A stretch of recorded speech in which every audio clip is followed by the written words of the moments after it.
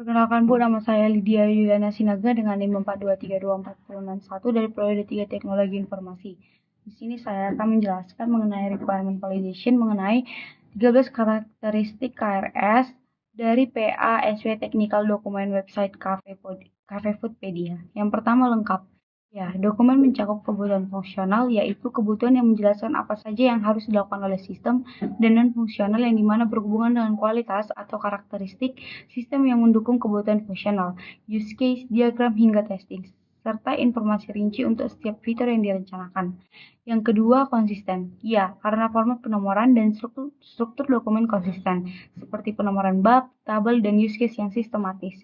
Yang ketiga, tidak ambigu. Iya, karena deskripsi kebutuhan ditulis dengan jelas dan detail, sehingga tidak ada kemungkinan interpretasi yang berbeda antara pembaca. Yang keempat, dapat dilacak.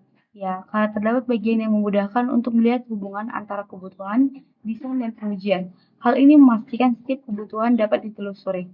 Yang kelima, dapat diverifikasi. Ya, karena kebutuhan yang ada dapat diverifikasi melalui tes script dan hasil pengujian yang dijelaskan pada dokumen. Selanjutnya yang keenam adalah dapat dimodifikasi. Ya, karena dokumen disusun dengan struktur yang baik, sehingga bagian-bagian tertentu bisa dimodifikasi tanpa memengaruhi keseluruhan dokumen. Selanjutnya yang ketujuh adalah diprioritaskan.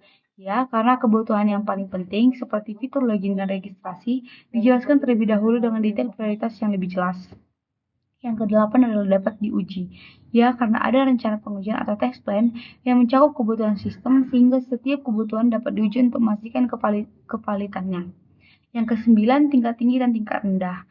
Ya, karena dokumen ini memuat kebutuhan dari level rendah ke tinggi seperti use case diagram hingga detail teknis seperti sequence diagram dan data model. Selanjutnya yang ke-10 adalah relevan. Ya, karena semua kebutuhan sesuai dengan tujuan pembangunan sistem, yaitu untuk mempermudah proses reservasi dan pemesanan di Cafe Foodpedia. Selanjutnya yang ke-11 adalah dapat dibaca manusia. Ya, karena dokumen menggunakan bahasa yang jelas dan mudah dipahami, penulisannya juga rapi dengan pembagian sub-sub yang logis. Yang ke-12 adalah selaras dengan sasaran bisnis. Ya, karena yang dirancang mendukung tujuan bisnis untuk memberikan pelayanan yang lebih efisien dan memperluas jangkauan pelanggan. Selanjutnya yang ke-13 adalah metodologi agile.